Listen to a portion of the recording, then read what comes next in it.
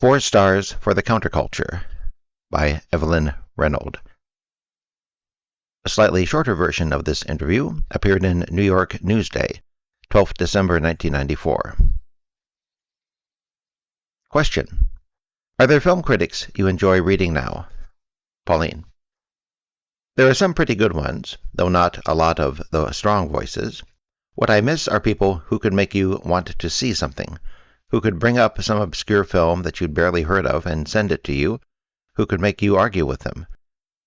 The critics are a little too genteel now, almost academic, some of them. Why are there so few strong voices?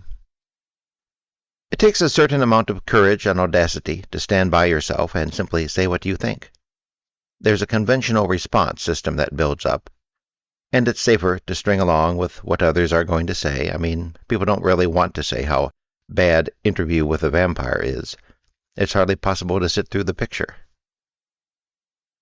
What about the people who review movies on television? Are they undermining film criticism? No, I think it's the movies themselves. Movies are terrible at the moment. There are only a few good ones each season, and some of those don't get a very big public response. Over the last few years, I can think of only a handful of movies that were worth intensive criticism. In the Name of the Father, 6 Degrees of Separation. More recently, Pulp Fiction is very enjoyable. I don't know how much there is to say about it, but it's very funny, and I think it could be talked about in terms of certain kinds of humor. And the Chekhov film, Vanya on 42nd Street, is really worth talking about. There are action films that are unobjectionable, like Speed, which was a very entertaining little film, but it isn't worth more than a critic's paragraph. You can't become euphoric about a film that just fulfills certain expectations. One aspect of criticism now is that the critics have become part of the apparatus of advertising. When you look at the ads for movies, you see a long list of people from various TV and radio stations, and most of the names you've never heard of. And when there's a chorus of praise for something like Love Affair, you just have to assume that those people are incompetent or really don't care. I don't mind trash that's lovely. I quite enjoy it. I think it has its place. But with something that's as enervated as Love Affair, you really have to be part of the system to praise it. In 1980, you wrote a famous essay called Why Are Movies So Bad? Are the problems pretty much the same today? I think so, but everything that I described, the conglomerates taking over the movie companies, and the heads of the studios being anxious for their jobs, has become even more so. And it's reached a point where it's just about lethally impossible for somebody to do a good work in the system. They're fought every step of the way. Will there be another big upheaval in Hollywood, as there was in the late 60s? I hope so. I don't know what will happen. I don't expect anything very unusual out of the triumvirate of Spielberg, Katzenberg, and Geffen. Spielberg is a great movie maker, but he's not a great innovative movie maker. He's not a real thinker, and most of what he's promoted on films and on television has been very mediocre. He himself transcends the mediocre by his skill. He really is a marvelous entertainer, but I wouldn't expect him to have ideas that would be exciting as a producer. What about the smaller independent films? The distribution of smaller films is better now, but the films themselves are not. The big hit was The Piano, which was a triumph of salesmanship. It's soft and squishy and flattering to women in ways that women are very susceptible to, and I hope they're pulling out of it. It goes into the virtue of being a victim. The woman is so victimized that it seems all right for her to be an utter bitch to everybody. Everything she does seems justified by the movie, starting when she tells off the captain of the ship for offering her some assistance. There's no way for men to behave in some of these movies. I also think The Crying Game was a fluke hit. A love story between a man and a woman would not have been taken nearly as seriously as a love story between a man and a transvestite. It's very unusual to have a man and a woman love story on the screen now that has any authenticity. So movies don't have the primacy they once had. No, I don't think they do. When they're interesting now, they tend to be oddball, strange hits. and sometimes that can be fun. But in the 70s, they dealt with things that were much more primary to our experience at the time. We've had nothing like The Godfather, or Nashville, or Shampoo, or McCabe and Mrs. Miller, or any number of movies that said something about the times we lived in. We've had nothing like Mean Streets or Taxi Driver for a long time now. Instead, we have the directors of those movies doing remakes of old films. I mean, it was depressing. It was Martin Scorsese remaking Cape Fear. I know you weren't a fan of Scorsese's Age of Innocence. It was an honest effort, but wrong-headed. I think nothing could be as foreign to his sensibility as Edith Wharton. I mean, he didn't seem to share her revulsion at those moneyed, vulgar people. He made the dinner look good. What happened to filmmakers like Scorsese? They lost their sureness about what they should be saying. Very often, they lost confidence in their own gifts. I think once the counterculture was over and the Republicans came in 1980, people lost heart. I mean, the people who make movies. It was as if a blanket had fallen over everybody. All the enthusiasm, all the feeling that something new was going to happen, that the counterculture had represented, it all ended.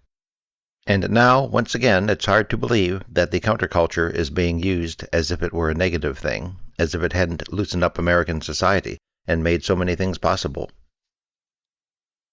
Is anything taking the place of movies? No, movies are such a great art form that people are going to go for the little that it gives them. I mean, it's still better than nothing. Also, movies are trumpeted so much you feel you're out of it if you don't see them. Right now, I sometimes wonder if I've seen a movie or only heard so much about it that I think I've seen it. And sometimes I see more than I want to see when there's a director or an actor selling a movie on a talk show. He may tell you the movie is a dog even when he's selling it. For instance, the Kenneth Branagh salesmanship for Frankenstein. The more glib he became, the worse the movie seemed to me. So are movies on a downward spiral? In some cultures, in Asian society and in some European countries, movies are still serving a positive purpose. Even though the movies may not be very good by our standards, there's still progressive forces in many backward countries, and they express things that the government doesn't want expressed. What's good about American movies? I think acting has never been better in movies and on television. People take it for granted, but if you compare it to the acting of 20 or 30 years ago, you see how much better it is. Which actors or actresses do you admire? There's a whole slew of forthright, independent young women on the screen who seem to be willing to do daring roles and take risks that actresses didn't take in the past. Picture after picture, I see women who are quite remarkable. Kelly Lynch, who played Matt Dillon's girl in Drugstore Cowboy, Julianne Moore and Brooke Smith, who are in Vanya on 42nd Street. I adore Judy Davis in Husbands and Wives. And all those tall goddesses, Sigourney Weaver, Uma Thurman. We have some marvelous actresses. It's hard to be better than Diane Keaton and Jessica Lange when they hit their stride, when they get a good role. And the men? Well, they're not as good as the women at the moment. Sometimes they seem very promising, but they don't go beyond that. I think John Cusack is awfully good, particularly the work he did in The Grifters, but he isn't a very strong presence on the screen. Bruce Willis is a much better actor than he's generally given credit for. He's often good in movies that aren't very good. We tend to take certain people for granted. If they seem silly and unpretentious and do action well, we don't see the acting that goes into it. Michael Keaton, I think, is misguided. He's very talented, but he's playing leading men who aren't funny enough. Still, for his work in Beetlejuice, I will be his fan forever. Harrison Ford showed a lot of talent in the Indiana Jones pictures. That kind of spontaneity and easygoing quality is good. But when he plays a serious role, he's deadly. These spy thrillers in which he plays a diplomat or an army officer, you can hardly wait to escape. We have a lot of actors who can't play men they think are serious. When Jack Nicholson has tried it, he's been deadly too. They need a kind of casual exuberance, or they can't come across. How about the Harrison Ford Working Girl? He was okay, but just okay. Tom Hanks is better at that kind of thing. But Tom Hanks sounds as if he wants to be James Stewart, and that could be pretty lethal. When they start being virtuous and kind and gentle and lovely, it's time to run out of the theater. Which brings us to Forrest Gump. How do you account for its success? It struck me like Field of Dreams and other movies that people suckered themselves into reacting to. Somehow there's a softness in people's thinking. They're saying to themselves, you don't have to be smart, you only have to be good. But you can barely get around the corner on goodness in this society now. These movies do speak to something in the culture, which is a desire to regress, to believe in certain kinds of values that never did operate. It's very strange, because Forrest Gump was made by a director, Robert Zemeckis, who's done some of the most cynical, funny movies I've ever seen, such as Used Cars. You've said in the past that some of the best movies that get made in this country don't get seen. It's a pity. Cato Annie and Little Britches, with Burt Lancaster, was one of our best modern westerns, and very few people saw it. It's sort of a tragedy. In one scene, Lancaster bathed nude, and you could see that he had a belly, and that his body had gone to hell, and you couldn't help but think what a gallant, courageous actor he was. It's a terrific movie. Vincent and Theo is another unsung movie. They've talked about Robert Altman making a comeback when he did The Player, but he'd made Vincent and Theo just before, and it's a far more interesting and unusual movie. Are the other arts in as much trouble as the movies? The theater is in much worse shape than the movies, I would say. Our society has been in a stagnant slump culturally, except for pop music to some degree. What happened to movie musicals? Musicals really died out as a genre, just as popular music in this country was reaching the same pretty high points. Somehow or other, movies and music never really got together. They're not using the talent that's in music on screen. Maybe they're afraid there isn't a big enough international audience for it, I don't know. It's amazing that Michael Jackson never played the lead in a Hollywood movie. I mean, when you think of what happened in the 1930s, how music brought movies to life. Pennies from Heaven with Steve Martin was the best American musical of recent years. I say recent, and it's almost 15 years ago. I'd say The Bodyguard had something, but the structure was very stale, and it was very ineptly done. For the Boys was just a tragic mistake. Bette Midler doesn't seem to be aware of how embarrassing it was, watching her being cheered on for her wonderful nobility. I mean, there's a talent just blown away. You've written a lot about movie violence. Is anyone doing anything interesting or provocative now? I thought Brian De Palma used violence beautifully in Casualties of War. He used it the way the Greeks did in The Trojan Women, and it made you hate violence more than you'd ever hated it before. Then, of course, there's the playful use of violence in Pulp Fiction. It's so grotesque and so sudden it's funny. In Oliver Stone's Natural Born Killers, violence is used in the worst exploitive way. It's used to hit you and make you get all buzzed and silly.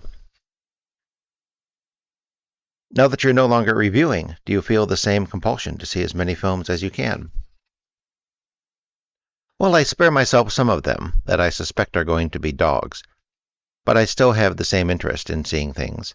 And if I miss them in theaters, I watch for them on HBO, or I see them on tape. Is the movie-going experience any different for you now? Not really, except that I don't make notes now. When I see something I love, I still have the same desire to communicate it. I saw Vanya on 42nd Street on tape because there's no other way to see it up here in the country, and I still feel the same old excitement. In the introduction to your recent anthology, you talk about your working relationship with William Shawn when he was editor of The New Yorker. How do you think you might have gotten on with Tina Brown? I don't think she would object to what I have to say, except perhaps in things that affected her own preferences. It might be difficult if I panned the work of, say, someone she just arranged to have write for The New Yorker, but there are always those problems with different editors, even with Shawn. Once when I turned in a review, making fun of someone, he said, "You don't understand, he's like a son to me." I delivered an obscenity, and Shawn published the piece, but I think, had I not been fairly popular with the readers at that point, he might not have. What do you think of the New Yorker under Tina Brown? I've never known the magazine to be livelier than it is now, or to be talked about more. On the other hand, it isn't loved or respected as much. I'm not sure young writers would hold it up as the ideal, the place where they most wanted to be printed. Even when I was a student at Berkeley in the late 30s, when we were rather derisive about the slickness and the fancy advertising, and the rather genteel, condescending prose style, we still respected the New Yorker. We knew those were terrific writers who wrote for it. I don't have that sense now. I see new writers in the magazine who are not terrific, and the fine writing is sacrificed to topicality. But the topicality makes it more newsworthy, and makes people respond too. I don't know, you balance one thing against the other. Sometimes people labored too long over the fine writing. Do you think we have anything to look forward to in the movies? Well, there are always surprises in the arts. I mean, there's some kid in Middle America who's writing a screenplay or something that's going to knock our heads off, I hope. And I think there will turn out to be some wonderful surprises from women. Maybe we'll have our own Leni Riefenstahl. I mean, it's an indication of how crazy the arts are in a way that the most marvelously gifted woman movie maker of all time should have been a Nazi. Things aren't fair, are they? But you have to acknowledge talent where it is. Thank you for listening.